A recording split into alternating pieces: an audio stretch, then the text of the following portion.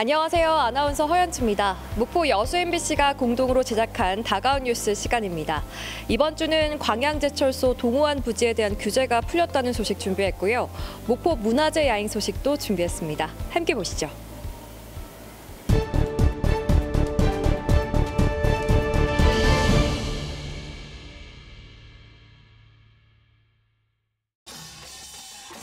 풍물패를 앞세운 퍼레이드 행렬이 흥겹게 목포역을 출발합니다. 태극기를 든 만세 행렬과 전통 취타대 등 다채로운 복장을 갖춘 행렬들이 원도심 거리를 가득 채웠습니다.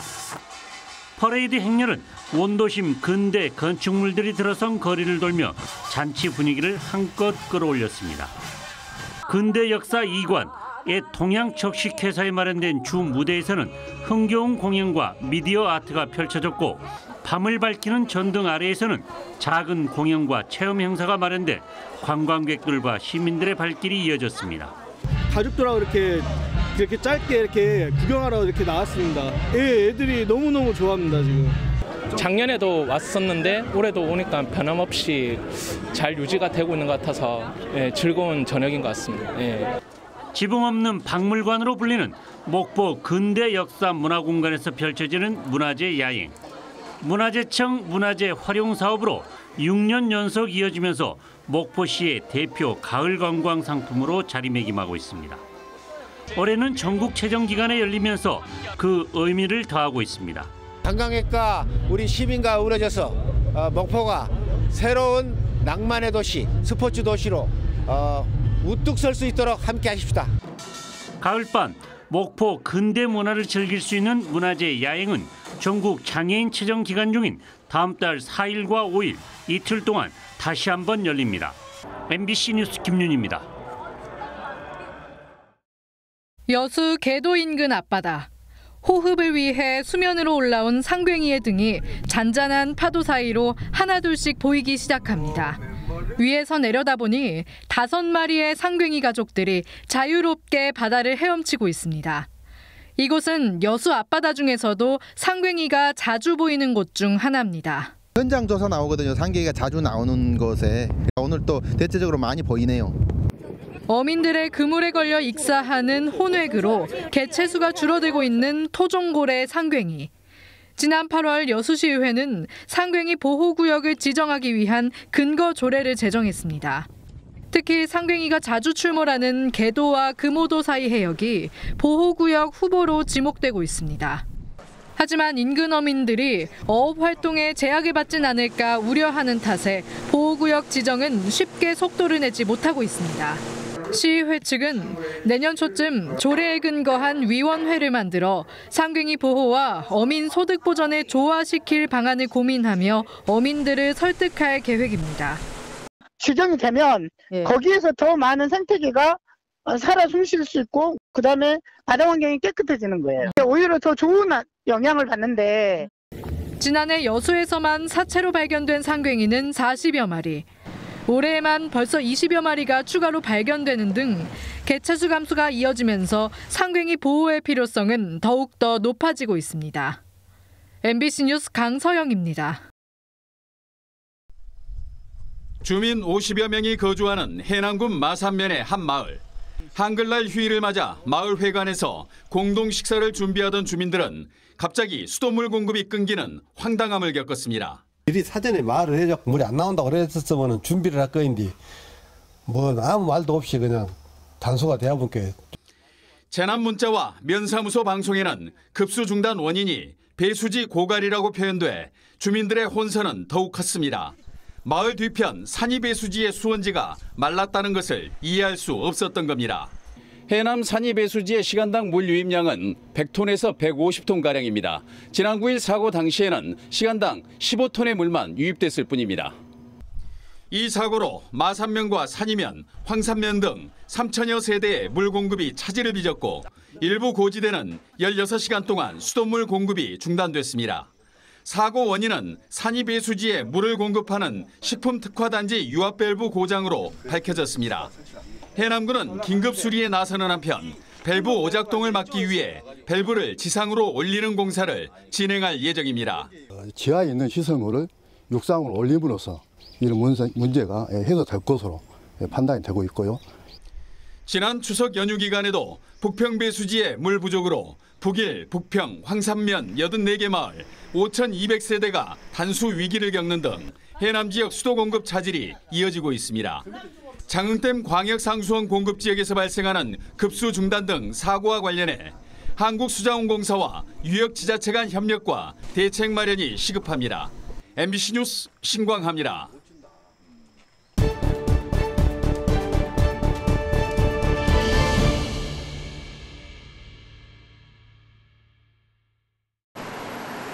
순천시 장평로 남부시장 사거리.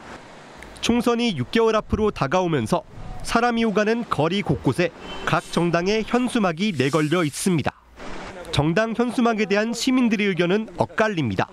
일부 시민들은 지역을 위해 누가 뛰고 정당이 어떤 정책을 주장하는지 알 수 있어 도움이 된다는 긍정적 반응을 보이고 있습니다.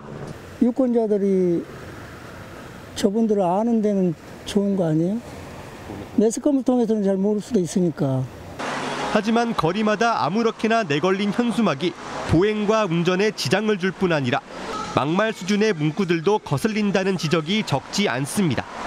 특히 최근 추석 명절 인사와 의정활동 홍보를 위한 현수막까지 평소보다 더 많이 내걸리면서 시민들의 피로감이 더 커졌습니다.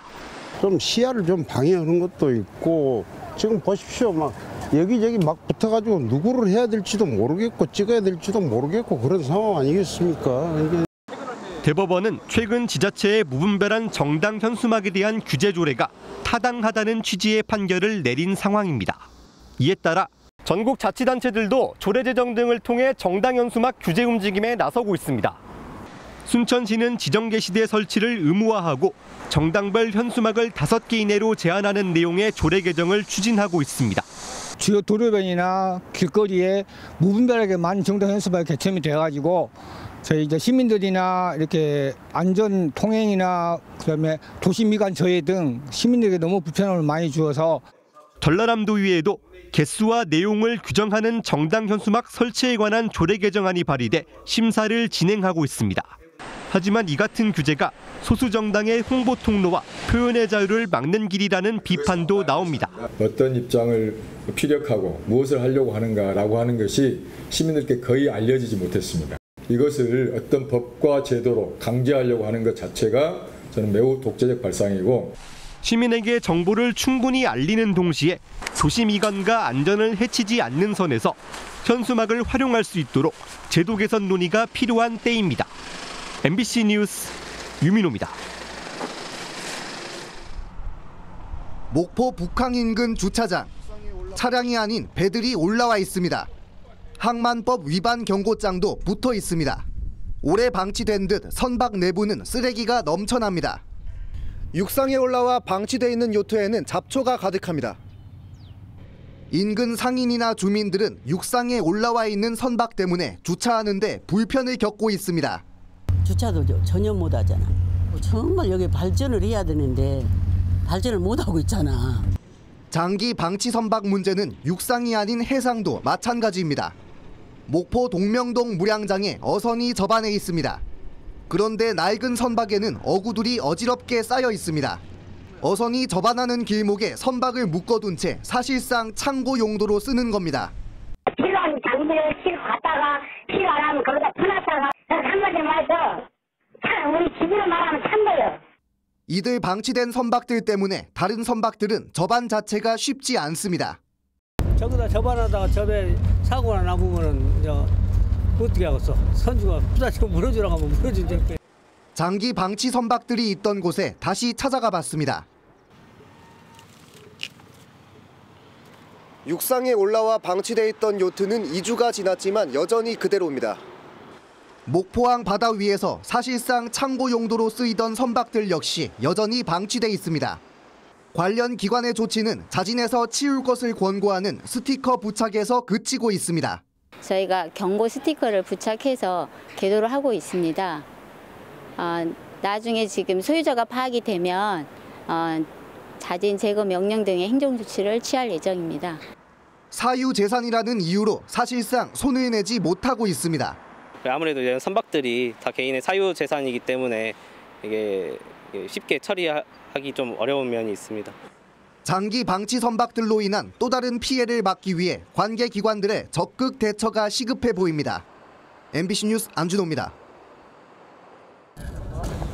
지난 4월 한덕수 국무총리와 이정현 지방시대 부위원장이 광양제철소 동호안을 방문한 지 6개월 만에 광양 국가산단 활성화의 걸림돌이 사라졌습니다.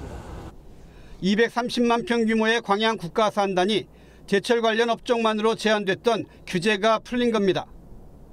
최근 국무회의에서 의결된 산업입지법 시행령 개정안은 오는 19일부터 적용됩니다.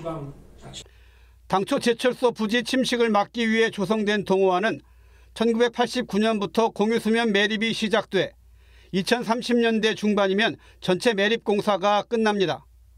포스코는 빠르면 올해 안에 첨단 기술과 탄소 중립 녹색 기술 업종 등 향후 10년간 계획된 4조 4천억 원 규모의 동호안 신규 투자를 시작한다는 구상입니다.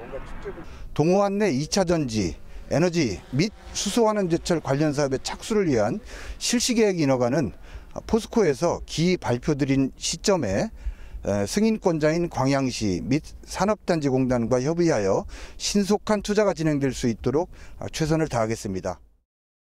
특히 전 세계 제철 산업의 흐름을 주도하게 될 포스코의 수소환원 제철 프로젝트는 40조 원 가까운 투자가 예상되는 만큼 광양 국가산단 활성화의 기폭제가 될 전망입니다. 2차 전지와 수소산업 기회발전 특구 지정을 준비하는 광양시도 이번 규제 개혁에 거는 기대가 큽니다. 2차 전지 분야가 다른 지자체와 겹치는 아이템일 수 있지만 이미 산단 조성과 기업 유치가 이루어졌다는 점에서 비교할 수 없는 우위를 점할 수 있기 때문입니다.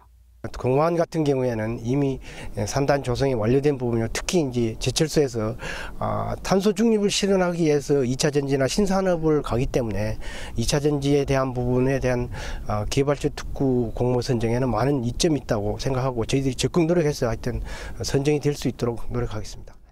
광양시와 포스코의 오랜 수건이 해결되면서 정부의 새로운 기회발전 특구를 매개로 광양시의 미래 신성장 전략이 탄력을 받고 있습니다. MBC 뉴스 최우식입니다.